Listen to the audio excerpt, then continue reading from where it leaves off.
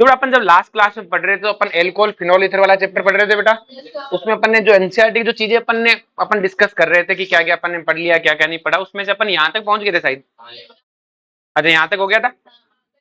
यहाँ पे अपने को एक टेबल दी है, इस टेबल में क्या दिया है बेटा, पीके दिए हैं। क्या दिए हैं? और आप मुझे पता है शाणे हो, पीके जो होता है बेटा वो क्या होता है, सिंपल सी कहानी है, एसिडिक स्ट्रेंथ के इनवर्सली प्रोपोर्शनल होता है।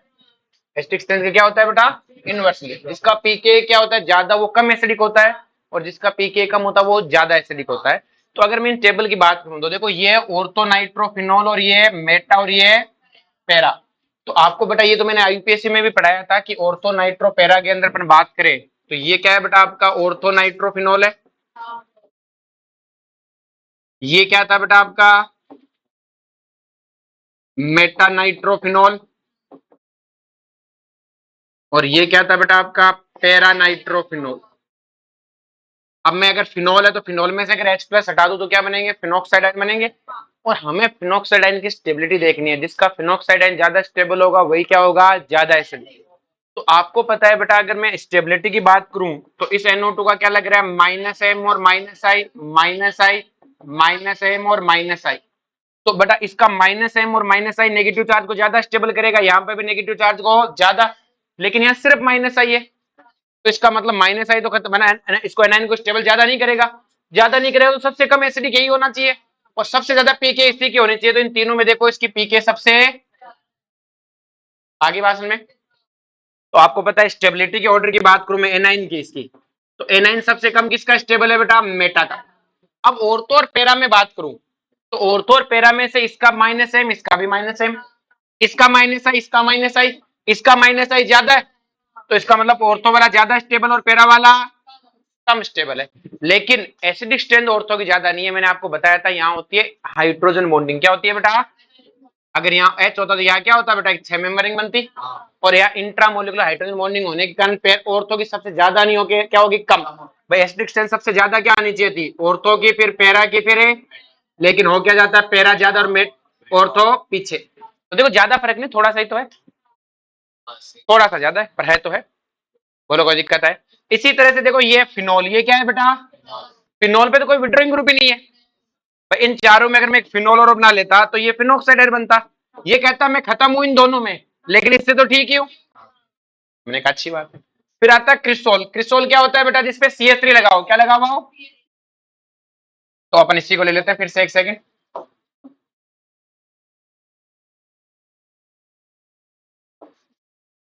तो देखो बेटा ध्यान से कि क्रिस्टोल क्या है, कि अपने पास एक बेंजीन है, ये है ऑर्थो क्रिस्टोल। ये कैसा क्रिस्टोल है बेटा, और ये कैसा है बेटा, पैरा क्रिस्टोल। इसका अब हम एनाइन बना लेने, तो इस एनाइन का क्या लग रहा है, प्लस एच और प्लस आई, सिर्फ प्लस आई, प्लस एच और प्लस आई। डोनेशन हमें बिल्कुल बर्दाश्त है, क्योंकि हमें तो एनाइन की स्टेबिलिटी देखनी है। और इनके एनाइन की, क्योंकि फिनॉल की जगह H प्लस हटा के एनाइन बनाओ, और इन दोनों में डोनेशन, इसमें डोनेशन है कम है, तो ये सबसे ज्यादा हुआ बेटा। तो अगर ये सबसे ज्यादा हो तो सबसे आगे क्या होना चाहिए, मेटा। फिर ऑर्थो पैरा में से अगर मैं बात करूं तो ऑर्थो पैरा में से ये भी प्लस एच दिखा रहा है, ये भी प्लस एच, लेकिन इसका प्लस आई ज्यादा है और प्लस आई में बर्दाश्त है। तो क्या होगा बेटा, पैरा फिर, तो इसका मतलब एसिडिक स्ट्रेंथ मेटा की सबसे ज्यादा होनी चाहिए, तो पीके उसकी सबसे कम। तो देखो अपने पास ये तीनों रहे बेटा, पीके देखो किसकी कम है, मेटा और पैरा की ऑलमोस्ट सेम सीधी है, वो तो आ जाता है ऑलमोस्ट ऑर्डर पर, बारीक सा अंतर है। अब मेटा की सबसे कम, और तो पैरा में फिर भी ध्यान रखना, पैरा को आगे रखना है, कहाँ रखना है पैरा को, ये थोड़ा बहुत पॉइंटों में भी डिफरेंस होता है ना, उसने पूरा नहीं लिखा। और मेटा की सबसे कम होनी चाहिए थी बेटा पीके, तो सबसे कम है। लेकिन देखो ध्यान से, इन तीनों की बेंजीन से कम देर, ये तीनों बेंजीन से कम एसिडिक है, क्योंकि तीनों में डोनेशन है, तीनों में क्या है। अब बात करते हैं, तो फिनॉल थे सब के सब, ये एथेनॉल है। यहाँ देखो डिफरेंस, एथेनॉल की कोई औकात ही, इतने ज्यादा पीके मतलब बहुत कम एसिडिक, बहुत कम है। इसलिए ये सोडियम मोडियम से रिएक्शन करता है, सोडियम या NH2 माइनस से। भाई एल्कोहल से, एल्कोहल किन किन से रिएक्शन करता है, NH, सोडियम से एसिड बेस रिएक्शन, हाइड्रोमेटल से रिएक्शन करेगा, या NaNH2 से भी, NH2 माइनस से भी कर लेगा, RO नेगेटिव और अमोनिया, अमोनिया वीक एसिड है, या फिर ये कर सकता है एसिटिलाइन आयन से, ये नेगेटिव चार्ज H प्लस खा जाए, क्योंकि ये भी क्या है बेटा, कम एसिडिक है। वो आपको ऑर्डर लिखवाया था GOC वाले में, जीओसी में चौथे 5वें लेक्चर में एसिडिक स्ट्रेंथ का पूरा ऑर्डर लिखवाया था, वही है ये, सारी कहानी वही गाई गई है और कुछ नहीं है। अब आपको यहाँ एसिडिक स्ट्रेंथ का ऑर्डर लिखना है, एसिडिक स्ट्रेंथ का क्या लिखना है, ऑर्डर। तो आप एक बार इनको लिख के देखो, नहीं आए तो वैसे सॉल्यूशन दिया है, नहीं आए तो मुझसे पूछ लेना, बोलो कोई दिक्कत है। जो कहानी समझाई उसी कहानी को यूज करना है, आराम से कर सकते हो या वर्क करके दिखाऊं। अब एस्ट्रिफिकेशन क्या है बेटा, जो बेटा एस्ट्रिफिकेशन में क्या होता है, ये होता है कार्बोक्सिलिक एसिड। क्या है बेटा, इसमें आपको डालना है एल्कोहल। क्या डालना है, या तो एल्कोहल डालो या फिर फिनोल डालो या फिर क्या डालो। तो देखो आर या ओ आर, इस आर का मतलब क्या हुआ, आरओएच, और आर नहीं है तो ए आरओएच। इनका तो जाएगा एच और इनका क्या जाएगा, ओ एच, और क्या बनेगा, एस्टर। क्या बनेगा, इस एस्टर में ये ऑक्सीजन किसका है, एल्कोहल का। ये ऑक्सीजन किसका है, एल्कोहल का। आई बात, यहाँ तो ओ एच और एच तो निकल गया ना, और साथ में बाहर क्या निकल जाता है, H2O क्या निकल जाता है। तो ये किसकी रिएक्शन है, कार्बोक्सिलिक एसिड की एस्ट्रिफिकेशन। तो एल्कोहल से भी हो रहे, फिनोल से भी। यही रिएक्शन बेटा एनहाइड्राइड भी देता है। कौन देता है, एल्कोहल से भी और फिनोल से भी। अब देखो इसका OH गया तो इसका कौन जाएगा, ये वाला ग्रुप, तो इसका ये जाएगा तो इसका H, तो क्या बनेगा, R C double bond ester ही बनेगा। अब देखो ये ग्रुप H को लेके क्या बनाएगा, कार्बोक्सिलिक एसिड, और आपको बताइए कार्बोक्सिलिक एसिड फर्दर क्या देगा, एस्ट्रिफिकेशन। एल्कोहल तो भाई सेम काम बेटा, ये काम कौन कर सकता है, हेलो एसिड। कौन कर सकता है, हेलो एसिड। तो अगर हेलो एसिड में अगर अपन ने एल्कोहल डाला, क्या डाला, एल्कोहल या फिनोल, तो यहाँ से H जाएगा और यहाँ से Cl और यहाँ से H, सब में सेम ही तरीका है।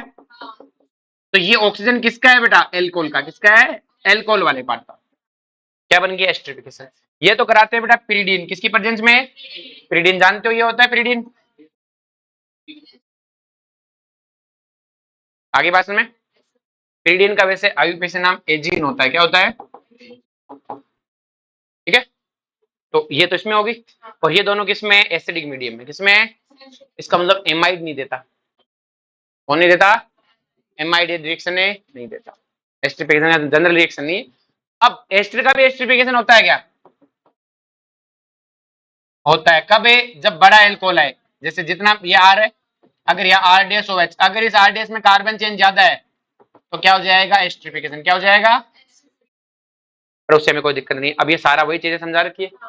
ये बेटा सैलिसिलिक एसिड। क्या है बेटा, सैलिसिलिक एसिड बनता है कोलबे से। फिनोल है, फिनोल का CO2, पहले NaOH, फिर CO2, फिर H प्लस, क्या बनेगा बेटा, सैलिसिलिक एसिड बनेगा। इसमें डाला एनहाइड्राइड। क्या डाला, और आपको पता है एनहाइड्राइड क्या करता है, एस्ट्रिफिकेशन। तो देखो ये तो कार्बोक्सिलिक एसिड है, ये रहा OH। बात एक ही, OH देखो अपन ऐसे बनाते हैं, अपन जो सैलिसिलिक एसिड बनाते थे वो यूं लिखते थे, इसने यूं लिख दिया है, बात तो एक ही है। इसका क्या जाएगा, H, और यहाँ पे क्या होगा, एस्ट्रिफिकेशन। देखो एस्टर जोड़ बना दिया कि नहीं बना दिया, देखो ऐसा ही तो है। अगर मैं इसको ऐसे बनाऊं,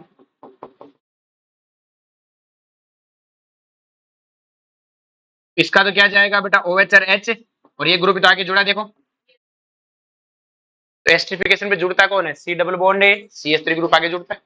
ये क्या हो गया, एस्ट्रिफिकेशन। क्या हो गया, और ये जो चीज बनी है बेटा, इसे हम एसिटाइल सैलिसिलिक एसिड बोलते हैं, एस्प्रिन। क्या है बेटा, एस्प्रिन।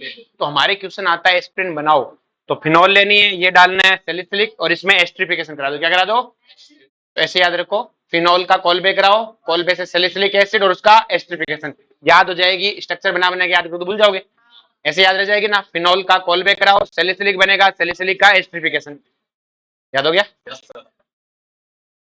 अब तक हमने जितनी रिएक्शन पढ़ी उन सब में ये वाला बॉन्ड टूट रहा था। कौन सा बॉन्ड टूट रहा था, फिनोल में भी यही था, एस्ट्रिफिकेशन दोनों किए।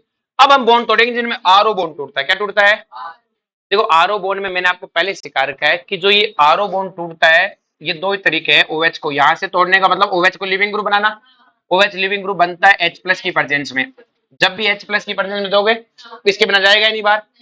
अब H प्लस होगा या फिर SOCl2 PCl3 PCl5, इनकी प्रेजेंस में जाएगा।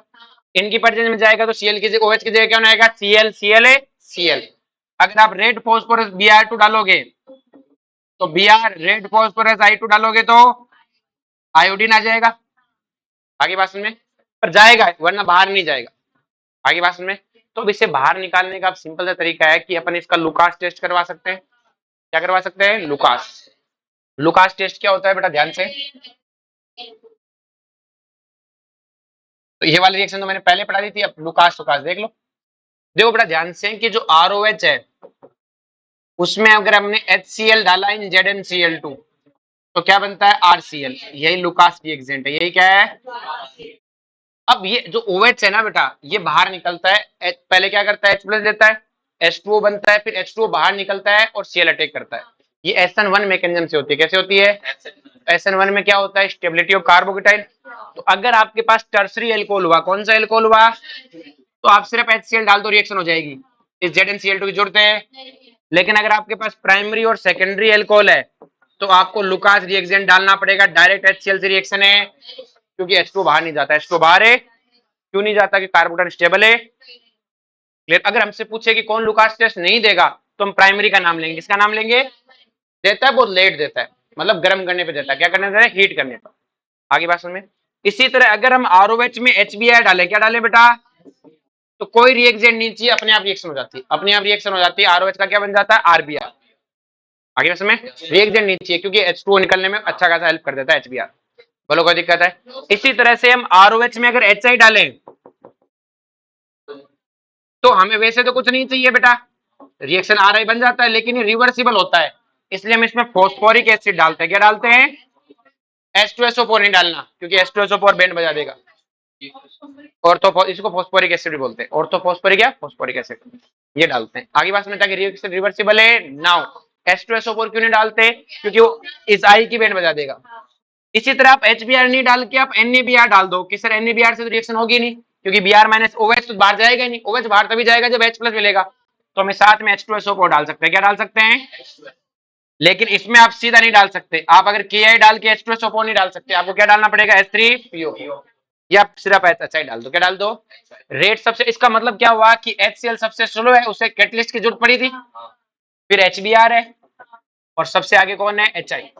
ये लुका मतलब हेलोजन के हेलोजन हेलाइड, हाइड्रोजन हेलाइड के साथ रिएक्शन करने का ऑर्डर है, हाइड्रोजन हेलाइड के साथ लिखा हुआ ये ऑर्डर है, इस ऑर्डर में रिएक्शन होती है। और इसको तो लुका, इसके टर्सरी को तो इसको भी नहीं चाहिए, हेलोजन HCl के साथ, बाकियों को चाहिए, बाकियों को। तो ये सबको समझ में आ रखा है। फॉस्फोरस ट्राइलाइड के साथ रिएक्शन बताई रखी है। और ये है बेटा डिहाइड्रो हेलोजिनेशन इवन एलिमिनेशन। कौन सी है बेटा, इवन एलिमिनेशन। इवन एलिमिनेशन किस किस की प्रेजेंस में होती है, concentrate H2SO4, concentrate H3PO4, concentrate KHSO4, ये सब देते हैं इवन एलिमिनेशन। क्या देते हैं, Al2O3, P2O5 और POCl3, ये देते हैं E2। क्या देते हैं, E2। और थोरियम ऑक्साइड क्या देता है, E1CB। क्या देता है, तो ये तो अपने सिलेबस में वैसे है नहीं। और ये दोनों मैंने आपको एलिमिनेशन जहां प्लेलिस्ट में जिसमें पढ़ा रखा है, उसमें पहले लेक्चर में इवन ही पढ़ा रखा है। क्या पढ़ा रखा है, ये तो लिख रखी है, पूरी समझा रखी है कि सेज्य प्रोडक्ट बनेगा, क्या बनेगा, होपमान सेज्य भी पूरा समझा रखा है अच्छे से, कि कैसे होती है कैसे नहीं होता। उसमें सिर्फ इवन ही पढ़ना है, पिनाकोल पिनाकोल नहीं पढ़ना, सिर्फ इवन। क्या पढ़ना है, तो अगर तुम्हें याद नहीं तो मैंने बता दिया कहाँ जाके रोना है, वहां जाओ, रोना स्टार्ट करो, पूरा समझा रखा है। आगे बात समझ में, वो नहीं एनसीईआरटी में नहीं हो, पिनाकोल पिनाकोल से पहले तक ये इवन, जहां पे इवन खत्म बस वही खत्म। आगे बात में सारा मैकेनिज्म मैकेनिज्म सब समझा रखा है, ठीक है। अब ऑक्सीडेशन जहां पढ़ाया था वहां पर ऑक्सीडेशन रिएक्शन भी सिखाए थे। और आपको पता है प्राइमरी एल्कोहल के, जैसे ये है बेटा मेथेनॉल के ऑक्सीडेशन से क्या बनता है, ऑक्सीडेशन वाली प्लेलिस्ट में पढ़ा रखा है बेटा सबसे शुरुआत में, फॉर्मेल्डिहाइड, फिर फॉर्मिक एसिड। आगे बात में, इसी तरह बेटा आपको पता है प्राइमरी एल्कोहल क्या बनाएगा, एल्डिहाइड, और फिर कार्बोक्सिलिक एसिड। और लास्ट में सेकेंडरी एल्कोहल क्या बनाएगा बेटा, कीटोन। कीटोन का जनरली ऑक्सीडेशन है, कीटोन का ऑक्सीडेशन होता है विग्रस कंडीशन में, पोपोव रूल से कंसंट्रेट HNO3 ये करवाते हैं, वरना इसका ऑक्सीडेशन है नहीं होता। आगे बात में, और टर्सरी एल्कोहल का तो ऑक्सीडेशन होता ही, क्लियर है। आगे बात में, तो देखो बेटा ये आपके पास जैसे CrO3 लिखा हुआ है तो ऑक्सीडाइज कर दिया एल्डिहाइड में, क्लियर है। Oxidising agent isolation CrO3 anhydrous medium, देखो CrO3 ने एनहाइड्रस मीडियम कौन है बेटा, ये इटाड नहीं है, वो तो बेटा इटाड तो बेटा बेंजीन के साथ है, CrO2Cl2। और एनहाइड्रस लिखा है, वो एनहाइड्राइड था, क्या था, एनहाइड्रस मतलब पानी ना हो, क्या नहीं हो बेटा, पानी ना हो। तो आपको याद है PDC, pyridinium dichromate Collin reactant, Collin reactant कौन है बेटा? कोलिन। ये कौन है बेटा? पीसीसी। कौन है बेटा? पीसीसी। पीसीसी तो आपको पता ही है, CrO3 वही एनहाइड्रस वाला पीडीसी वाला काम है, ये तो कोई ज्यादा अलग नहीं है। अब ये अलग है, tertiary alcohol do not undergo oxidation under strong reaction condition such as strong oxidizing agent camenophore, elevated temperature, cleavage, various CC bond take place। Clear है? टर्सरी एल्कोहल का अगर आप कैमेनोफोर से कराओगे तो सीसी बॉन्ड टूट सकते हैं। क्या टूट सकते हैं? जनरली तो नहीं टूटते, लेकिन बहुत विग्रस कंडीशन में तोड़ सकते हो। तो देखो ध्यान से समझना कि अगर प्राइमरी एल्कोहल लोगे तो कॉपर से क्या बनेगा? एल्डिहाइड। सेकेंडरी एल्कोहल का कॉपर क्या करेगा? कीटोन। तो यहाँ पे नाम इसका डिहाइड्रेटिंग एजेंट है। क्या नाम है? और काम कैसा कर रहा है? प्राइमरी सेकेंडरी साथ ऑक्सीडेशन वाला। ये मैंने आपको ऑक्सीडेशन वाला बतवाया था कि कॉपर इन हीट काम प्राइमरी सेकेंडरी का क्या करता है? ऑक्सीडेशन। सेम वैसे जब माइल्ड ऑक्सीडेशन कर रहा है, लेकिन कॉपर इन हीट में क्या करता है? ये कहता है मैं ऑक्सीडाइज नहीं होता, क्या मैं ऑक्सीडाइजिंग एजेंट ही नहीं हूँ, मैं तो डिहाइड्रेटिंग हूँ। डिहाइड्रेटिंग का मतलब क्या होता है? OH और H को निकलना, तो यहाँ से H निकलेगा, यहाँ से OH, एलिमिनेशन करा देगा। क्या करा देगा? समझा क्या? अब कैमेनोफोर क्या कर सकता है कि सर कैमेनोफोर तो भयंकर चीज है। जैसे अगर मान लो ये सेकेंडरी एल्कोहल है, ये क्या है बेटा? अगर मैं विग्रस कैमेनोफोर ले लूं, मतलब हाई कंडीशन में, एलिवेटेड टेम्परेचर मतलब अच्छा खासा टेम्परेचर पे लूं, हॉट कैमेनोफोर ले लूं, एसिडिक मीडियम ले लूं, तो ये क्या करेगा? पहले से कीटोन में बदलेगा, और कीटोन को आप पोपोव रूल लगा दोगे और किस में कन्वर्ट कर दोगे? Carboxylic acid. इसका भी कार्बोक्सिलिक एसिड बनेगा और इधर वाले पार्ट का भी क्या बनेगा? आई बात छोटा बड़ा पोपोव से क्या था? टर्सरी का भी हो सकता है। किसका हो सकता है? पर टर्सरी में क्या होगा फिर? वो कोई पता ही नहीं क्या ही प्रोडक्ट बनेगा, पता ही नहीं क्या ही, क्योंकि हर तरफ से कार्बन कार्बन बॉन्ड टूटेंगे तो बहुत सारे एल्कोहल कार्बोक्सिल बन जाएंगे। देखो इधर से भी बनेगा, इधर से भी बन जाएगा, और इधर से भी विग्रस है। क्या है बेटा? सारे सीसी बॉन्ड तोड़ देगा तो पोपोव रूल की तरह। पर टर्सरी जनरली नहीं करता, विग्रस करोगे तो सीसी बॉन्ड टूट जाएंगे। क्या टूट जाएंगे बेटा? आगे बात में तो देखो क्या कर रहा है कि अगर आपने कैमेनोफोर यूज किया, elevated temperature, cleavage, various CC bond take place and mixture of carboxylic acid containing lesser number of carbon. जैसे अगर मैं तुम्हें ये दूं,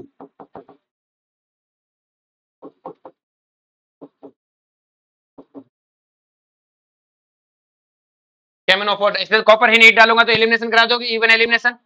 इवन एलिमिनेशन से ये वाला प्रोडक्ट बना दोगे, तो यही कराओगे ना सेट प्रोडक्ट। लेकिन कैमेनोफोर डालूंगा तो इधर से टूटेगा, इधर से भी टूटेगा। अब पता नहीं कौन कौन सा टूटेगा। इधर से टूटेगा तो 2 कार्बन का कार्बोक्सिलिक एसिड, एक का और ये 2 का, तो मिक्सर बनेगा। क्या बनेगा? क्लियर है? पर ये जरूर है, ये नहीं बनेगा। 2 2 4 1 5, ये नहीं बन सकता। अगर आप यहां और यहां से तोड़ोगे तो कितने का बनेगा? 3 का। यहां से और यहां से तोड़ोगे 2 और 1 का। भैया जहां जहां तोड़ोगे उसी हिसाब से बनेगा ना। बोलो कोई दिक्कत है? Biological oxidation of methanol and ethanol in body produce corresponding aldehyde followed by the acid. Clear है? बाद में क्या बनाता है? उनका एसिड बनता है। क्लियर? अगर आप बॉडी में मेथनॉल एथेनॉल लेते हो तो पहले क्या बनते हैं? दोनों का एल्डिहाइड, और प्राइमरी और मेथनॉल एथेनॉल दोनों का एल्डिहाइड बनता है, और उसके बाद क्या बनता है? Acid. A time of alcoholic by mistake of drink ethanol mixed with methanol also called denatured alcohol. Denatured का मतलब जो पीने योग्य ना हो। क्लियर है? तो उसमें मेथनॉल भी मिला सकते हैं, और जो लेब में आती है डीनेचर्ड, उसमें पिरिडीन मिला देते हैं। क्या मिला देते हैं? पिरिडीन और एल्डिहाइड। और डीनेचर्ड का मतलब खराब एल्कोहल होता है।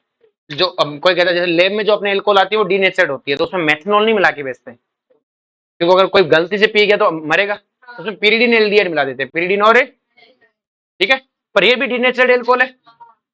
In the body methanol is oxidised first to methanol and then methanoic acid, मतलब फॉर्मिक एसिड। और फॉर्मिक एसिड तो खतरनाक होता है, चींटी काटते तब भी कैसे लाल हो जाता है, अंदर पेट को कैसे कर देगा खराब। क्लियर है? which may cause blindness and death. Methanol poison patient is treated by giving a, उसको डाइल्यूट एथेनॉल पिलाते रहो। मतलब अगर किसी ने मेथेनॉल पी ली तो उसे क्या करना चाहिए बेटा? एथेनॉल पिलाते रहो। अगर कोई कहे कि भाई इसने जहरीली दारू पी ली, तो जब तक डॉक्टर ना आए मुंह से उसकी बोतल हटनी नहीं चाहिए। अंग्रेजी वाला ना वापस देसी मत पिलाना, मुंह पे क्या पिलाते रहो? अंग्रेजी बोतल। तब तक पिला रहा हो जब तक डॉक्टर ना आ जाए। कि सर क्यों? क्योंकि क्या होता है कि जब बॉडी के अंदर मेथेनॉल, ये तो है मेथेनॉल, और ये एथेनॉल है। जब दोनों जाते हैं तो जो बॉडी के अंदर जो एंजाइम ये रिएक्शन करते हैं वो इसके प्रति क्या होते हैं, ज्यादा स्पेसिफिक, तो वो इसको ज्यादा ऑक्सीडाइज करने लग जाएंगे। अब ये पेट में पड़ी है, इसको कहेंगे तो साइड में हो, पहले एथेनॉल को आने दे, तो वो एथेनॉल को ऑक्सीडाइज करने में लगे हुए। तो जो वो मेथनॉल को ऑक्सीडाइज ही नहीं कर रहे हैं, मेथनॉल को ऑक्सीडाइज ही, मेथनॉल से कोई दिक्कत थोड़ी है, जो फॉर्मिक एसिड बनेगा वो खतरनाक है। तो पेट कहता तू रुक एक बार, एथेनॉल को आने दे रहा है, इतने में डॉक्टर आ जाएगा, इतने में क्या आ जाएगा, मुंह में पाइप दे के निकाल देगा। आई बात में? अरे तो जान बचे तो लीवर तो चेंज करवा लेंगे, एक दिन में लीवर खराब थोड़ी हो रही है। क्लियर है? आगे बात समझ में? तो अगर किसी ने जहरील दारू पी ले तो इसका इलाज क्या है? प्राइमरी इलाज। ऐसे नहीं कि इलाज ये रोज पिए तो बोतल मुंह के लगाए रखा के पूरी दिन घूमता रहा कर बोतल लगा के, जब एक टाइम के बाद तो वो भी ऑक्सीडाइज होगी, लेकिन प्राइमरी बच, ताकि वो कुछ देर बचा रहे, कुछ देर है। क्लियर है? The enzyme responsible for oxidise of aldehyde to acid swept allowing to kidney to extract methanol. Clear है? इसको छोड़ देंगे कि भाई तुम निकालो इसको, भाई जो अपनी किडनी है वो किसको किडनी को कह देंगे बाहर फेंक, दारू पियेंगे मौज करेंगे। भाई जो एंजाइम है वो क्या करेंगे, मेथनॉल को कहेंगे तुम इस मेथनॉल को कहते हैं इसको ले जाओ रे, एथेनॉल आ रही है, इसे पियेंगे और इसे मौज करेंगे। ठीक है? रिएक्शन ऑफ फिनॉल किसकी बात करें बेटा? सबसे पहले इलेक्ट्रोफिलिक एरोमेटिक सब्स्टिट्यूशन रिएक्शन, और इलेक्ट्रोफिलिक एरोमेटिक सब्स्टिट्यूशन रिएक्शन मैंने सारी पढ़ा रखी है, एरोमेटिक में पढ़ाई है। कहाँ पढ़ाई है? दूसरे तीसरे लेक्चर में फिनॉल की अलग से पढ़ाई है सारी, और उन फिनॉल वाली सारी रिएक्शन में मैंने आपको चीज सिखाई थी बेटा कि ये आपके पास क्या है बेटा, OH है, इस OH ग्रुप का क्या लगेगा, प्लस M और माइनस I, और इसका बहुत हाई प्लस M लगता है, बहुत हाई। अगर आपने इसमें कंसंट्रेट HNO3 डाल दिया इन H2SO4 तो सारे OH पे, सारे ऑर्थो पे क्या लग जाएगा बेटा, NO2, क्या लग जाएगा, NO2 ग्रुप लग जाएगा, और क्या बनेगा, पिक्रिक एसिड, क्या बनेगा। लेकिन आप चाहते हो सिर्फ ऑर्थो पैरा बने, तो डाइल्यूट HNO3 क्या डालो बेटा। आगे सबको समझ में? ये बस अपन एनसीईआरटी रिवीजन टाइप पे खेल रहे हैं। अब जो ऑर्थो पैरा प्रोडक्ट बनता है बेटा, भाई अगर आप डाइल्यूट डालोगे तो आपके पास ऑर्थो प्रोडक्ट भी मिलेगा और पैरा प्रोडक्ट भी मिलेगा।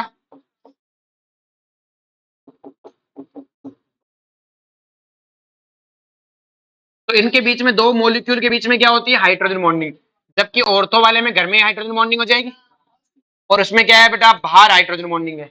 तो इसका मतलब क्या हुआ, इसके दो मॉलिक्यूल के बीच में कोई अट्रैक्शन ही,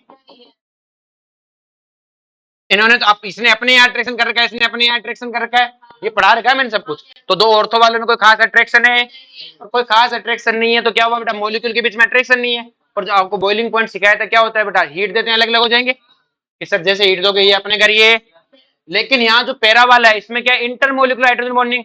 तो जब अब ये हम जाते हैं वेपर बने, बॉइलिंग पॉइंट का मतलब क्या, वेपर, और वेपर बनने के लिए मुझे हीट देके बॉन्ड तोड़ना पड़ेगा, ज्यादा टेम्परेचर चाहिए, क्या चाहिए, चमका, क्या सब पढ़ाया हुआ है ये, जाके देख लेना इसमें एरोमेटिक वाले में।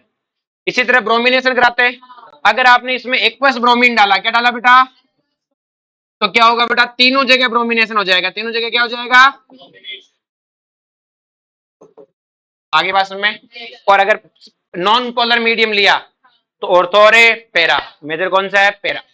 आगे बात समझ में? सब पढ़ाया हुआ है कि लाइन टू लाइन, बस आपको ये सब समझाया हुआ जो लिखा हुआ है ना, कि ये तो क्लोरोफॉर्म तो क्या है बेटा आपकी लो पोलरिटी सॉल्वेंट, सच क्लोरोफॉर्म CS2, क्लोरोफॉर्म को भी लो पोलरिटी में लिया, किसमें लिया है, हाई पोलर नहीं होता ना, लो पोलर ही है। तो क्लोरोफॉर्म CS2 ये सब में क्या होता है बेटा, मोनोब्रोमिनेशन, क्या होता है, और पोलर सॉल्वेंट। इसमें क्या हम देखो ध्यान देगा, ब्रोमिनेशन में अपन एल से लुइस एसिड लेते थे, यहाँ हमने लुइस एसिड है, क्यों, क्योंकि लुइस एसिड को फिनॉल खुद ही बैंड बजा देगा, फिनॉल खुद क्या है, बेस, क्या है बेटा। ये एक एक लाइन आपको वहां समझाई हुई है, आराम से देखना, एरोमेटिक वाले में तीसरे चौथे में पढ़ा रखी है।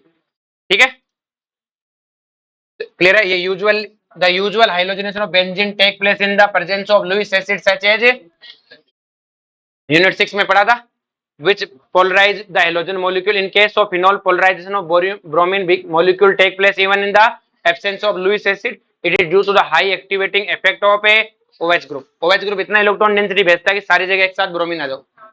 आगे बात में, अब आपको इनके प्रोडक्ट बताने, इनके क्या बताने हैं, प्रोडक्ट। मोनो, क्या दिक्कत है, क्या दिक्कत है, बोले। नेक्स्ट बात करते हैं कोल्बे, क्या बात करते हैं बेटा, कोल्बे रिएक्शन। तो अपन ने बेटा कोल्बे रिएक्शन पढ़ा रखी है एरोमेटिक वाले में, और कोल्बे में क्या है बेटा, ऑर्थो हाइड्रोक्सी बेंजीन, एक ये तो है ऑर्थो हाइड्रोक्सी बेंजीन। कोलबे भी पढ़ा रखी है और अपन ने रिमल्टीमान भी पढ़ा है। क्लियर है? ये दोनों रिएक्शन अपन ने एरोमेटिक में मैंने पढ़ा रखी है, आराम से पढ़ो उन्हें खोल के लेक्चर। क्लियर है? अब बात करते हैं, मैं वो चीजें बता रहा हूँ जो आपको एनसीईआरटी पढ़ने में दिक्कत ना आए, है ना। बाकी तो पढ़ाया हुआ सब कुछ है।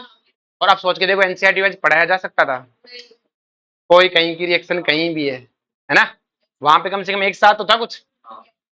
अब reaction of phenol with zinc dust, तो जिंक डस्ट में रिडक्शन होता है, ये याद रखने, बहुत अच्छी रिएक्शन है। फिनोल में जिंक डाल दो, क्या बन जाएगा? बेंजीन। बहुत आता है बेटा रिएक्शन, बेंजीन बन जाती है। क्या बन जाती है? जब भी OH उड़ाना है जिंक डाल दो, OH उड़ाना है जिंक डाल दो। आगे सुन में, और इसकी ऑक्सीडेशन के लिए यूज करते हैं Na2Cr2O7। ये इटार्ड का भाई था, इटार्ड नहीं, जोन्स का भाई। और है क्या नाम, इसका नाम है क्रोमिक एसिड। क्या नाम है? Na2Cr2O7 या H2Cr2O7। क्लियर है? क्रोमिक एसिड क्या बोलते हैं इसको? Chromic acid. क्लियर है? अब ये क्रोमिक एसिड करता क्या है बेटा? ये ऑक्सीडेशन करता है, क्या करता है? और क्या बनाता है? बेंजोक्विनोन। बेंजोक्विनोन आपने पहले भी देखा है, बेंजोक्विनोन नाम, हाइड्रोक्विनोन नाम देखा होगा। ये कंफ्यूजन हो जाती है, मैं खुद कंफ्यूज हो जाता हूँ, इसे ध्यान रखना। ये भी हाइड्रोक्विनोन, ये बेंजोक्विनोन। और मैंने कहा ये दोनों एक दूसरे की टोटोमर स्ट्रक्चर टाइप में से लगती है, पर है नहीं। ठीक है? ये कौन है बेटा? और ये, ठीक है, ये पैरा वाला है। कौन सा है? पैरा वाला। देखो याद नहीं रहे तो देखो, बेंजो है तो दोनों क्यूनोन, हाइड्रोक्विनोन में OH है, क्या है बेटा? देखो दोनों क्यूटोनिक जैसे, हाइड्रोक्विनोन में H है जबकि इसमें H है। आगे बात समझ में, और वो बेंजीन है बीच में, इसमें तो बेंजीन भी नहीं है। समझ में, नाम उसका क्या? बेंजोक्विनोन, लेकिन बीच में बेंजीन है। ध्यान रखना बेटा, फिनोल के ऑक्सीडेशन में बनता है बेंजोक्विनोन। क्लियर है? चलो जी, अब आपको ये कहता है कि give the structure of product would you expect when each of the following alcohol react with HCl in ZnCl2, HBr और SOCl2। तो ये ब्यूटेन 1 है बेटा, ये रहा ब्यूटेन है 1। अगर इसमें मेरे को कहता है HCl इन ZnCl2 तो लुकास करा दो बेटा, OH हटा के क्या लगा दो? Cl, HBr डालने पे Br और SOCl2 डालने पर Cl। लेकिन ध्यान रहे बेटा, लुकास वाले में यहाँ पे नहीं आएगा, यहाँ से H2 निकलेगा, यहाँ क्या बनेगा? Carbocation SN1 mechanism. कौन सी मैकेनिज्म है? अंदर जाके बनेगा। इस वाले में भी अंदर जाके बनेगा, लेकिन SOCl2 में वहीं बनेगा जहां H है, SNI मैकेनिज्म। आगे बात समझ में, 2 मिथाइल ब्यूटेन 2 तो ये रहा बेटा ब्यूटेन, और 2 मिथाइल ब्यूटेन 2 है। अगर इसमें मैं HCl इन ZnCl2 डालूंगा तो OH हट के यहीं पे Cl आएगा, माइग्रेशन नहीं होगा। HBr में भी माइग्रेशन है और SOCl2 में भी। Predict the major product of the acid catalysed dehydration. तो देखो बेटा, आपको कहता है ये साइक्लोहेक्सेनॉल है और 1 मिथाइल साइक्लोहेक्सेनॉल, यही हुआ बेटा। कहता है इसका डिहाइड्रेशन कर दो, तो डिहाइड्रेशन मतलब E1 मैकेनिज्म कर दो। ये लो, ब्यूटेन 1 का करना है बेटा, तो ये रहा ब्यूटेन 1। क्लियर है? तो पहली स्टेप में क्या होगा? H2O बाहर चला जाएगा, यहाँ क्या बनेगा? कार्बोकेटाइन। फिर कार्बोकेटाइन क्या करेगा? माइग्रेशन, और फिर एलिमिनेशन, फिर और उसमें भी ट्रांस वाला प्रोडक्ट मेजर ना पूछे तब, ट्रांस नहीं पूछे तो। Ortho para nitrophenol are more acidic than phenol, तो मैंने आपको बताई दी अभी। Write the equation involve in the call, ये बताई दी। अब some commercial important of alcohol, हमें कुछ उनके क्या पढ़ने हैं बेटा? Commercial important. सबसे पहले बात करते हैं मेथेनॉल। आपको पहले बताया था मेथेनॉल को क्या बोलते हैं? Would spirit. क्या बोलते हैं? Was produced by destruction distillation of A would. Would का क्या करते हैं बेटा? डिस्ट्रक्टिव डिस्टिलेशन करते हैं ना। डिस्टिलेशन का मतलब होता है उसको पानी में डाल के उबालते हैं। वुड को, लकड़ी को पानी में डाल देते हैं, उसको उबालते हैं, तो उसके अंदर लकड़ी के अंदर जो होता है वो क्या जाता है? बाहर आ जाता है। क्या जाता है बेटा? बाहर। और फिर उसको डिस्ट्रक्शन कर लेते हैं। ठीक है? Today most of methanol produced by catalytic hydrogenation. कैसे बनाते हैं बेटा? Of carbon monoxide at high pressure at and temperature. ये रहा बेटा CO+H2, कार्बन मोनोऑक्साइड हाइड्रोजन का है। इसमें जिंक ऑक्साइड और क्रोमियम ऑक्साइड की प्रेजेंस में क्या करते हैं? हीट। हीट करने पे क्या मिलता है? मेथनॉल। क्या मिलता है? Methanol is colourless liquid, boiling point से हमें कोई मतलब नहीं, हाईली पॉइजनस इन नेचर। क्या लिखा है? इंजेक्शन ऑफ वेरी स्मॉल, अगर थोड़ी बहुत अमाउंट में भी अपने बॉडी में चला गया बेटा तो ब्लाइंडनेस और है, लार्ज क्वांटिटी ऑफ है, अगर ज्यादा पी ली तो मरोगे, थोड़ी बहुत में अंधे है ना। मेथनॉल यूज है सॉल्वेंट। मेथनॉल कहाँ यूज होता है बेटा? सॉल्वेंट में यूज होता है। और कहाँ? Cheaply for making a formaldehyde. इसे फॉर्मेल्डिहाइड बना सकते हो ना फटाक से। नेक्स्ट वन है एथेनॉल। क्या है बेटा? Ethanol is obtain commercially bye fermentation the oldest method from sugar. क्या लिखा है? जो बड़ा पहले क्या करते थे, शुगर होती थी उससे बनाते थे। जैसे क्या होता है कि जैसे जो देसी दारू बनाई जाती है वो गुड़ से बनाते हैं। किससे बनाते हैं? गुड़ से। क्लियर है? तो वो यही है बेटा कि वो क्या करते हैं, उसको क्या कहते हैं, क्या बोलते हैं इसको, फर्मेंटेशन, मतलब उसको सड़ाते हैं। उसे क्या कराते हैं? सड़ाते हैं। सड़ने से क्या होता है, उसमें से मेथेनॉल बाहर निकलती है। क्या बाहर निकलती है? Methanol, ethanol. आगे बात समझ, तो उसके फर्मेंटेशन से बनाते हैं। अब देखो बेटा, शुगर इन शुगर के देखो बेटा, जनरली क्या होता है, जो भी मीठी चीज होती है उसमें सब में क्या होता है? ग्लूकोज होता है। उसमें सब में क्या होता है? ग्लूकोज। जब उसको सराते हैं तो एक एंजाइम होता है इन्वर्टेज। क्या होता है बेटा? इन्वर्टेज। ये क्या करता है, इस सॉरी मैंने ग्लूकोज गलत बोल दिया, सुक्रोज। क्या बेटा ये सुक्रोज शुगर है बेटा अपने पास। जनरली अपने जो भी मीठी चीज खाते हैं उन सब में सुक्रोज ही होता है। उन सब में क्या होता है? सुक्रोज। जितनी मीठी चीज खाते हैं सब में सुक्रोज होता है। तो सुक्रोज को क्या करते हैं कि अपन उसको सड़ाते हैं तो एक एंजाइम जनरेट होता है इन्वर्टेज। क्या जनरेट होता है? ये शुगर को तोड़ता है ग्लूकोज और फ्रुक्टोज में। क्लियर है? और जब वो ग्लूकोज बन जाता है तो वहां पे एक एंजाइम जनरेट होता है जाइमेज। और ये जाइमेज क्या करता है, इसको किसमें कन्वर्ट कर देता है? एथेनॉल। आगे बात हमसे क्वेश्चन पूछता है कि आपको सुक्रोज से एथेनॉल बनाना है तो पहले इन्वर्टेज, ग्लूकोज और फ्रुक्टोज, और इन्वर्टेज क्या कर देगा? जाइमेज क्या कर देगा? क्लियर है? अब use in wine making grapes are the source of a sugar. जो वाइन्स होती है वो किससे बनती है बेटा? अंगूर से। And yeast as the grape ripen in the quantity of sugar increase the yeast grow on the outer skin। छोड़ो, इनसे कोई मतलब नहीं है। fermentation start fermentation take place in the anaerobic condition। anaerobic condition क्या होता है भाई लोगों? एनऑर्बिक में क्या होता है? ऑक्सीजन की कमी में। तो ऑक्सीजन की कमी में फर्मेंटेशन फर्मेंटेशन करते हैं। ठीक है? In absence of air carbon dioxide release during the fermentation. The action of enzyme is inhibition once in the percentage of a alcohol form exceed 14%। ये पढ़ लोगे? इन्होंने नहीं पढ़ा ना, इसलिए बताना पड़ेगा। ठीक है? If air get into the fermentation mixture, the oxygen in air oxidize ethanol into ethanoic acid, which is turn destroy the taste of alcoholic drink।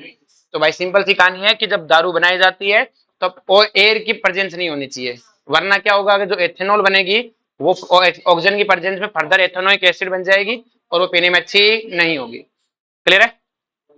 Ethanol क्या कलरलेस होता है। It is use to solvent in paint industry. Solvent बहुत अच्छा होता है, ये बहुत अच्छा क्लीन करता है बेटा। अगर आपको घर पे बर्तन धोने तो इससे दो, बहुत क्लीन दुखते हैं। क्लियर है? आपकी बॉडी को भी सल्टा देता है ना, ये तो आपकी बॉडी को भी क्लीन कर देता है ना, मार देता है 2-4 दिन में, मतलब 2-4 साल पियो कंटिन्यू, मरमरा जाओगे। क्लियर है? तो बहुत अच्छा क्लीनर होता है, सफाई बहुत अच्छे से करता है। जहां जाता है उसके अंदर सब मतलब मांस मुंह सब भूल जाते हैं ना इसमें।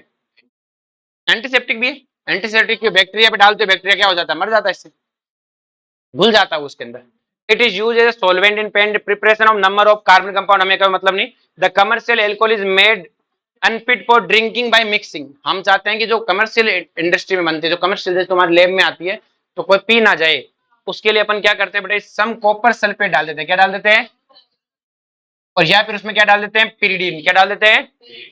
और स्मेलिंग लिक्विड। उसमें क्या होता है? बदबू आने लग जाए और उसे कोई पिए नहीं, इसे क्या बोलते हैं? Denaturation of alcohol. तो मेथनॉल डालना भी डीनेचुरेशन है, लेकिन वो इंडस्ट्री में किया नहीं जाता कि कोई बावड़ा पी गया तो मर जाएगा, इसको पी के मरेगा तो नहीं, उल्टिया तो कर ही दे। अरे बात समझ। Now days large quantity of ethanol is obtain by the hydration of ethene. आपको पता ही है ये एथीन है, और इसका क्या करा दो? हाइड्रोलाइसिस। क्या करा दो? बाजार पे आती है वो इससे नहीं बनाते, वो तो अंगूर अंगूर से बनाते हैं। हाँ, वो वाइन है। और जो बाजार में ये क्या मिलती है, जो रम वम मिलती है, ये क्या करते हैं? सड़े हुए फल फ्रूट से बनाते हैं। उनमें भी अलग अलग होता है ना कि भाई एक तो बता ताजा फल फ्रूट से बनाए, एक खराब फल फ्रूट से बनाए। क्लियर है? उसमें भी ये होता है कि अनाज से बनाए, तो अनाज से गवर्नमेंट बनाने नहीं देती। अनाज से गवर्नमेंट बनाने नहीं देती, तो लोग अनाज से दारू बना लेंगे तो खाएंगे क्या? ठीक है? तो संतरे इस जौ से बनाने देती। जो आता है ना, जौ को लोग खाते नहीं है, तो जौ से बनाने देती। क्लियर है? चलो जी, नेक्स्ट हम बात करते हैं प्रिपरेशन ऑफ ईथर। किसकी बात करते हैं? तो ईथर की प्रिपरेशन दो तरीके से होता है। एक होता है विलियम्सन ईथर सिंथेसिस, और एक क्या है बेटा? डिहाइड्रेशन। अब विलियम्सन ईथर सिंथेसिस मैंने आपको एल्कोहल वाला से पढ़ाया था पहले, उसमें पूरा पढ़ा रखा है। आर्य भाषा में जो एल्कोहल वाला पढ़ाया था उसमें पूरा पढ़ा रखा है कि आपको कैसे करना है विलियम्सन ईथर सिंथेसिस। ठीक है, इसमें प्ले लिस्ट में जिसमें आप देखोगे तो एनसीईआरटी वाइज पढ़ा रखा है, चैप्टर वाइज पीडीएफ से पढ़ाया था, क्लियर है, उसमें सारे में पढ़ा रखा है। अब जो बड़ा ध्यान से फिर भी देखो, तो अगर आप सारा खेल इस E1 के साथ है, पहले सबसे पहले बात करते हैं कि हमें सिमेट्रिकल ईथर फॉर्मेशन करना होता है। कैसे करना होता है? तो बुरा मुझे पता है कि जो प्राइमरी एल्कोहल है, सिर्फ प्राइमरी एल्कोहल की रिएक्शन है ये। प्राइमरी एल्कोहल क्या करता है कि जैसे ये मेथनॉल छोड़ो, जैसे एथेनॉल है, अगर मैं इसको बड़ा 443 केल्विन लूं, तो आपको पता है H+ डालते OH है, H2 भाग जाएगा, और H2 भाग के क्या बनाता है बेटा? एल्कीन। लेकिन अगर ये टेम्परेचर लो रखूं तो यहाँ होता है डाइमराइजेशन। क्या होता है? सिर्फ प्राइमरी एल्कोहल की रिएक्शन है, मैंने आपको समझाया भी था मैकेनिज्म से क्यों है, क्लियर? तो इससे प्राइमरी एल्कोहल डाइमराइज होकर क्या बनाते हैं? ईथर। तो सिमेट्रिकल ईथर बनाना हो कभी भी तो क्या कर दो उसमें प्राइमरी एल्कोहल का, किसका बेटा? प्राइमरी। टर्सरी का नहीं बना सकते। जैसे ये वाला एल्कोहल बनाना चाहता है कोई, ये वाला कोई ईथर बनाना चाहता है, तो ये नहीं बनेगा, क्योंकि ये बनाने के लिए आपको ये वाला एल्कोहल लेना पड़ेगा, और ये वाला एल्कोहल ये रिएक्शन नहीं देता। समझा रखा है क्यों नहीं देता, आराम से कॉपी खोलो, नहीं समझ में आए कहाँ है तो मेरे पास कॉपी लेना, मैं बता दूंगा यहाँ लिखी हुई है, ठीक है? ये पूरा बता रखा है मैकेनिज्म वाइज। और बता देता हूँ कि पहले स्टेप में ये H+ को एब्जॉर्ब करेगा, नेक्स्ट स्टेप में ये इस पे अटैक करेगा H2O बाहर, और फिर H+ चला जाता है और आपका क्या बन जाता है? ईथर। और एलिमिनेशन में क्या होता है बेटा? यहीं से H2O बाहर चला जाता है और क्या बन जाता है? कार्बोकेटाइल। और कार्बोकेटाइल बनते क्या बन जाता है? एल्किन। क्या बन जाता है? एल्किन। ये तो हुई E1 एलिमिनेशन। क्या हुई? और E1 एलिमिनेशन तो होती है 443 केल्विन पे, और 413 पे क्या होता है? सब्स्टिट्यूशन। अब कि सर सेकेंडरी क्यों नहीं देता? अगर यहाँ सेकेंडरी एल्कोहल होता तो यहाँ एक कार्बन और होता, और ये यहाँ टेक ही नहीं कर पाता। आगे बात में ये बता रखा है सारा सारा कौन से पाथ क्या है, ठीक है?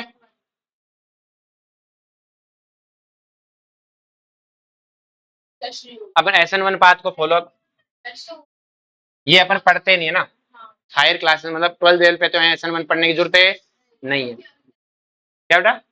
In however dehydration of tertiary secondary give corresponding ether unsuccessfully as a elimination complete over substitution। आगे बात समझ में? हो सकता है ऐसा नहीं कि होता नहीं, लेकिन अपन 12 लेवल पे रिएक्शंस नहीं पढ़ते, अपन ये मानते नहीं ऐसा एलिमिनेशन होगा। क्या होगा? एलिमिनेशन। आगे बात समझ में? फिर विलियमसन। विलियमसन ईथर सिंथेसिस में क्या करना है बेटा? बहुत सिंपल है, एक एल्कोक्साइड होगा, एक एल्केन होगा, ये अटैक करेगा, ये बाहर जाएगा और क्या बन जाएगा? RO R- unsymmetrical ether. क्या बनेगा? और इसमें जो गलती करते हो बेटा वो ये करते हो भाई RO नेगेटिव RX, और जिस R पे अटैक करते हो ये टर्सरी नहीं होना चाहिए, ये टर्सरी, ये चाहे टर्सरी हो चाहे सेकेंडरी हो मुझे कोई मतलब है, जिस पे अटैक कर रहा हूँ वो प्राइमरी होना चाहिए, क्योंकि ये SN2 पाथ को फॉलो करती है। किसको फॉलो करती है? अब इसको ऐसे भी लिख देता है कि ROH है, क्लियर है, इसमें सोडियम डाला, क्या बना बेटा? RO नेगेटिव Na+, ROX में PCl3 डाला, क्या बना बेटा? RX, और अब दोनों की रिएक्शन करा दी। एक ही बात है। चलो जी, ये सारा पढ़ा रखा है बेटा आपको, एल्कोहल वाला नाम से पहले एक और चैप्टर पढ़ा रखा है ना उसमें, ठीक है? चैप्टर वाइज पढ़ाया था ना जहाँ पे, और ये आपको पढ़ाई रखा है बेटा, इस सारा मैं दोबारा नहीं पढ़ा रहा हूँ। Physical property, the CO bond ether are polar, और ईथर है नेट डाइपोल मोमेंट। जो ये बॉन्ड है बेटा ये कैसा होता है? पोलर होता है बेटा, तो नॉन पोलर तो ये ही नहीं, क्लियर है? The weak polarity of ether do not appreciable effect by the boiling point। Weak है तो ज्यादा बॉइलिंग पॉइंट पे कोई खास असर पड़ता नहीं है। Which are comparable to those alkane of a comparable molecular mass। तो देखो बेटा ये आपके पास एल्केन है, ये क्या है बेटा? ईथर है, और ये क्या है? ब्यूटेनॉल है। तो यहाँ कोई फर्क है नहीं है, ईथर का कोई ज्यादा खास फर्क है नहीं पड़ता, पर यहाँ हाइड्रोजन बॉन्डिंग है, यहाँ क्या है? ठीक है, but the much lower than the boiling point is alcohol so the following case. ये क्यों कहा है मैं? ये मैंने आपको पहले बता दिया, इसमें हाइड्रोजन बॉन्डिंग है, हाइड्रोजन बॉन्डिंग है तो near by same side, near by क्या है? Same side. इसका थोड़ा बहुत मॉलिक्यूलर मास ज्यादा तो ज्यादा दिख रहा होगा। The large difference in boiling point of alcohol in ether due to presence of a hydrogen. Next जो बता था ether with water resemble those alcohol of the same molecular mass. अगर सेम मॉलिक्यूलर मास का अगर मैं एल्कोहल लूं और same molecular मास का अगर मैं एक ईथर लूं, तो एल्कोहल पानी में ज्यादा घुलेंगे बेटा, और इथर एक कम घुलेंगे, क्योंकि ये पानी में सीधे हाइड्रोजन बॉन्डिंग बनाएंगे। Both exoethane and butanol are miscible in almost same extent, clear है? 7.9 एंड 9 ग्राम में पर ml।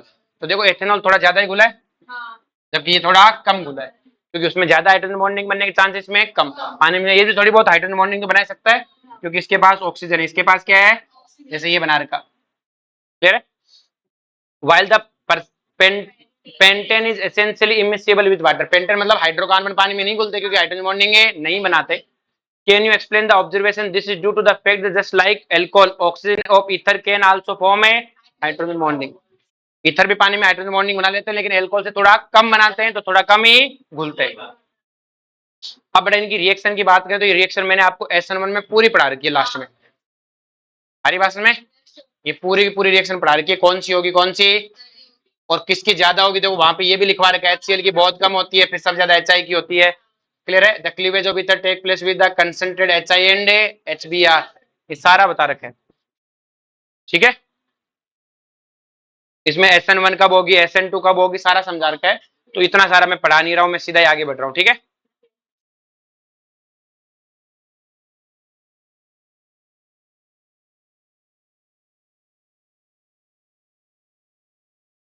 इलेक्ट्रोफिलिक सब्स्टिट्यूशन, ये भी एरोमेटिक में जो आपको क्लोरोबेंजीन लिखवाया था सेम वही रिएक्शन है सारी सारी।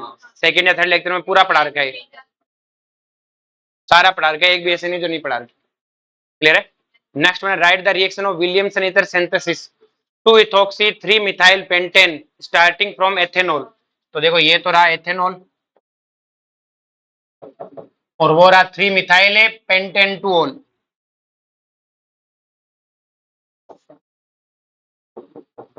ये है बेटा, और बनाना क्या है बेटा 3 मिथाइल पेंटेन। देखो ये तो रहा पेंटेन, उसमें 3 पे मिथाइल और 2 पे इथॉक्सी। अब साफ साफ दिख रहा है इन दोनों से बनाना है। आपको पता है ये ईटी ग्रुप भाई ईथर के दोनों तरफ ये भी एल्कोहल से है और ये वाला पार्ट भी, तो ये वाला एल्कोहल तो ये रहा एल्कोहल तो, और ये वाला एल्कोहल ये रहा। अब हमें पता है एल्कोहल की तो रिएक्शन ही नहीं है, वो रिएक्शन है बेटा आर ओ नेगेटिव और आर एक्स की। आर क्या होना चाहिए जिसपे अटैक हो रहा है वो प्राइमरी होना चाहिए। तो देखो बेटा इसमें से किसका हैलाइड बनाऊं, इसका हैलाइड बना दूं बेटा SOCl2 डाल के, यहाँ CH2Cl बन गया। और इसमें क्या डाल दूं बेटा मैं सोडियम डाल दूं, क्या डाल दूं, जैसे मैं सोडियम डालूंगा इसका क्या बन जाएगा बेटा O नेगेटिव बन जाएगा, और ये इस पे क्या कर देगा अटैक क्या कर देगा। तीसरा आपने इसको एल्कोक्साइड क्यों बनाया, क्योंकि एल्कोक्साइड बड़ा हो मुझे कोई दिक्कत है, हेलो एल्केन छोटा होना चाहिए, कार्बन ये कार्बन क्या होना चाहिए छोटा, ताकि अटैक हो जाए। तब पढ़ा रखा है which of the following appropriate set of reactant for the preparation of 1 methoxy four nitrobenzene. इन दोनों में से बनाना है बेटा। तो देखो बेटा ध्यान से कि अगर मैं ये लूं तो इस पे O नेगेटिव है और ये बहुत बेहतरीन तरीके से इस पे अटैक करेगा। अगर यही चीज मैं यहाँ लूं तो क्या ये यहाँ पे अटैक कराऊंगा, लेकिन ये इतना अच्छा लिविंग ग्रुप है। आगे बात में वो लिविंग ग्रुप बहुत अच्छा, वो लिविंग ग्रुप बहुत है, जबकि यहाँ पे SN2 रिएक्शन होने के चांस क्या है बेटा कम। आगे बात में predict the product of the following reaction. HBr है, पहले स्टेप में यहाँ के H जुड़ेगा।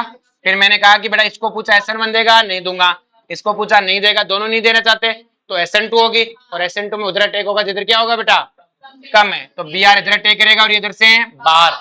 सेम कहानी यहाँ पर है, पहले यहाँ H आगे जुड़ जाएगा। इसको पूछा SN1 देगा क्या नहीं दूंगा, इसको पूछा नहीं देगा, भाई दोनों नहीं देंगे, यही तो है। पहले मैच जोड़ दो, मैंने सिखा रखा SN1 में पढ़ा रखा शुरुआत में, सब्स्टिट्यूशन में SN1 के सबसे लास्ट में, SN1 की एप्लीकेशन में। तो मैंने कहा इधर अटैक करा तो पूछा देगा क्या SN1 नहीं दूंगा, इसको पूछा देगा कि नहीं दूंगा, तो क्या हो गया SN2। तो इसने कहा ना मैं SN1 दूंगा ना SN2, इधर अटैक होगा इधर से बाहर, तो इसका क्या बन जाएगा फिनॉल और ये एल्कोहल सॉरी हेलाइड। इसके अंदर है बेटा ये तो क्या है एलिम वो है नाइट्रेशन, और तो और पेरा, मेजर कौन सा पेरा, ये HI वाली रिएक्शन है बेटा। पहली स्टेप में H आगे जुड़ेगा, हमने पूछा इसको कि SN1 देगा क्या कि नहीं दूंगा, क्या कहेगा, इसको पूछा दे देगा कि दे दूंगा, डरता थोड़ी हूं, तो इधर से बाहर, तो ये तो क्या बन जाएगा एथेनॉल, और इसका क्या बन जाएगा हेलाइड, क्या बन जाएगा समझा क्या, ये पढ़ लेना। शुरुआत में तो बड़ा नाम लिखना है, क्या लिखना है नाम, तो आप नाम लिखो, नहीं दिक्कत आए वो मुझसे पूछ लेना, नाम लिखो तो दिक्कत आए वो मुझसे पूछ लेना। Next explain why propanol is a higher boiling point than the hydrocarbon. तो प्रोपेनॉल ये होता है बेटा सॉरी प्रोपेनॉल, इसमें हाइड्रोजन बॉन्डिंग है, जबकि हाइड्रोकार्बन में हाइड्रो बॉन्डिंग है, इसके दो मॉलिक्यूल में हाइड्रोजन बॉन्डिंग है। एल्कोहल आर कम, क्या लिखा है, comparability more soluble in water, क्योंकि उनके पास क्या है, hydrogen bonding. What is the mean of hydroboration oxidation reaction, आपको हाइड्रोबोरेशन ऑक्सीडेशन रिएक्शन लिखनी है पूरी पूरी, एक दो एग्जांपल लिखने। Give the structure and IUPAC name of monohydric phenol C7H8O। तो आपको बड़ा सिंपल सिखाना है, ध्यान से, मुझे इसका सबसे पहले डिग्री ऑफ अनसैचुरेशन निकालना है, वो मैंने आपको सिखा रखा है। कैसे निकालते हैं, 7 carbon plus 1 minus 8 divide by 2, कितना आया बेटा इसमें, 4 आ रहा है, 7 रेखा 8, 8 डिवाइड बाई 4, 4 आ रहा है। और जिसमें 4 आ जाए इसका मतलब एक बेंजीन तो पक्का है। अब ये फिनोल होना चाहिए, इसका OH डायरेक्ट जुड़ा हुआ है, तो एक CH3 यहाँ हो सकता है। तो ये कौन है, ऑर्थोक्रिस्टोल, मेटा पे हुआ तो मेटाक्रिस्टोल, पैरा पे हुआ तो पैराक्रिस्टोल। आगे बात में, while separating mixture of ortho and para nitrophenol by steam distillation, name of isomer will steam volatile, volatile मतलब जो उड़ जाए, तो ऑर्थो वाला कौन सा जाएगा बेटा, ऑर्थो वाला, पढ़ा गए। चलो जी, give the equation of reaction for the preparation of phenol from cumene, बता रखी है। Write the chemical reaction for preparation of phenol from a chlorobenzene, तो ये रहा क्लोरोबेंजीन, डाउ प्रोसेस लिख दो, इसमें NaOH है, हीट, और लास्ट में H प्लस भी, लास्ट में। Right the mechanism of hydroboration of ethene yield in ethanol, hydration कराना है, तो ये रहा इथीन, इसकी मैकेनिज्म लिखवा रखी है बेटा, हाइड्रेशन, H2O इन H प्लस, पहले H आके जुड़ेगा, फिर H2 अटैक करेगा, लास्ट में H प्लस भी निकालेगा, पूरा लिख के आना है। You give benzene consented H2SO4 और NaOH, आपको एक बेंजीन दी गई है, H2SO4 दिया और NaOH दिया है। Write the equation for the preparation of phenol, इससे आपको फिनोल बनाना है, तो ये बेंजीन है बेटा, क्लियर है, तो बेंजीन का सल्फोनेशन करा दो, क्या करा दो बेटा, तो जैसे H2SO4 डालोगे सल्फोनेशन हो गया, SO3H आ जाएगा, इसमें NaOH डाल दो, क्या डाल दो, बाद में थोड़ा सा H प्लस डाल दो, क्या डाल दो, SO3H हट के कौन आ जाएगा, OH। So how will you synthesise, क्या आप इसको कैसे सिंथेसाइज करोगे, 1 फिनाइल एथेनॉल बनाना है सुटेबल एल्कीन से, कोई भी एल्कीन होनी चाहिए, और 1 फिनाइल एथेनॉल बनाना है, तो देखो बेटा ये हो गया एथेनॉल, और 1 पे फिनाइल होना चाहिए, मतलब ये होना चाहिए। तो अगर मुझे किसी एल्कीन से बनाना है, इस वाले एल्कीन से बना लूं, हाइड्रोबोरेशन, सॉरी हाइड्रोलाइसिस कर दो, इस पे H जाएगा, इस पे OH, ये तो बनेगा, यही बनेगा, ये देख लो, हाँ यही बनेगा, माथा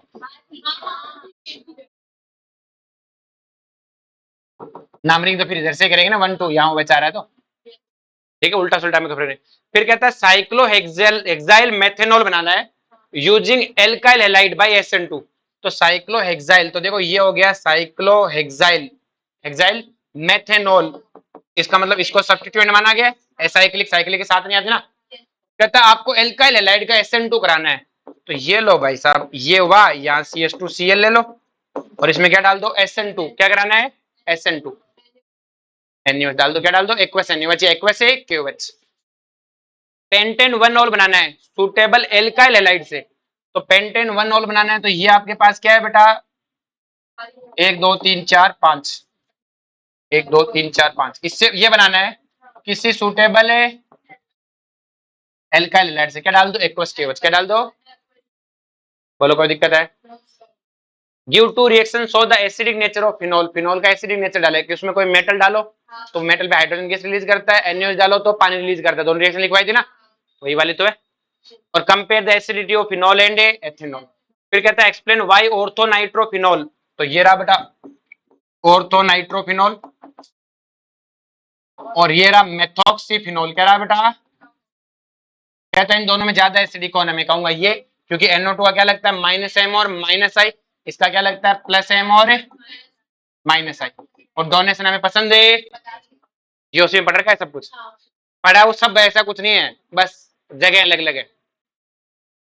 Explain how does the OH group attach to carbon of benzene ring active towards electrophilic substitution, कहता है जो बेंजीन है उस पे जो OH लगा हुआ है ना, ये रिंग, ये बेंजीन को इलेक्ट्रोफिलिक एडिशन के लिए एक्टिवेट कैसे करता है, प्रूव करो, तो OH का +M लगता है, इलेक्ट्रोफाइल के लिए एक्टिवेट कब कर रहा है, कि इलेक्ट्रोफाइल इस पे क्यों ज्यादा आ रहा है, तो इसका लोन पेयर ज्यादा देगा, न्यूक्लियोफाइल छोड़ो, लोन पेयर क्या देगा, अंदर देगा, और रिंग में लोन पेयर देगा, तो इलेक्ट्रॉन डेंसिटी क्या करेगा, इंक्रीज, तो आपको इसकी रेजोनेटिव स्ट्रक्चर बनानी है फिनोल की, और कहना देखो इलेक्ट्रॉन डेंसिटी ऑर्थो पैरा पे क्या कर दी, इंक्रीज, रिंग को इलेक्ट्रॉन दे रहा है +M इफेक्ट लग रहा है, इससे क्या होता है, इलेक्ट्रॉन डेंसिटी रिंग में बढ़ेगी, और बढ़ेगी तो क्या होगी बेटा, बोलो कोई दिक्कत है। चलो जी, give equation of following reaction, हमें इक्वेशन देनी है। कहता है प्रोपेन 1 मोल में KMnO4 डाला एल्कलाइन मीडियम में, तो आपको पता है कार्बोक्सिलिक एसिड ही बनेगा। क्या बनेगा? क्योंकि बेटा ये तो हायर ऑक्सीडेशन एजेंट है, प्राइमरी अल्कोहल को एल्डिहाइड और अल्कोहल को कार्बोक्सिलिक। कहता है ब्रोमीन इन CH2, तो बेटा ब्रोमीन इन CH2 का मतलब क्या हुआ बेटा? नॉन पोलर मीडियम, तो या तो ऑर्थो या पैरा। डाइल्यूट HNO3 ऑर्थो या para. Treating phenol with chloroform in the presence of aqueous NaOH, Reimer Tiemann reaction. याद नहीं आएगी वहां पे? Phenol, chloroform, aqueous NaOH, Reimer Tiemann, salicylic aldehyde. Clear है? कोलबेर, राइमर, विलियमसन और एनसिमेट्रिक तो बताइए।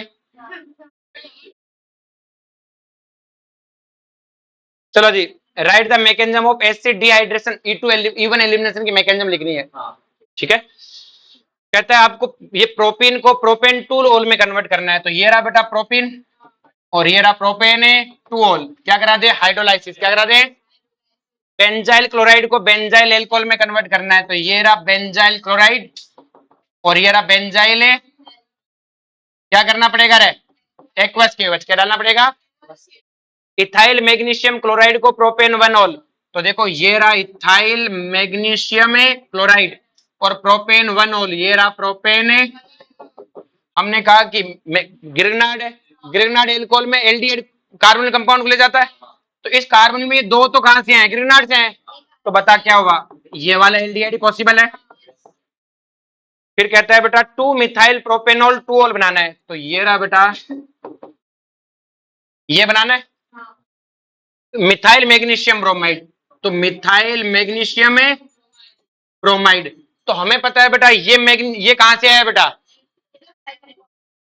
ये तो है जो इसका मतलब एक तो कहां से आया है? ये एक तो बोल सकते हैं, तो ये तो ग्रिग्नार्ड से है, बाकी सारा कहां से आया है बेटा? लेटर ऑफ चैप्टर खत्म होने से पहले नहीं जाना।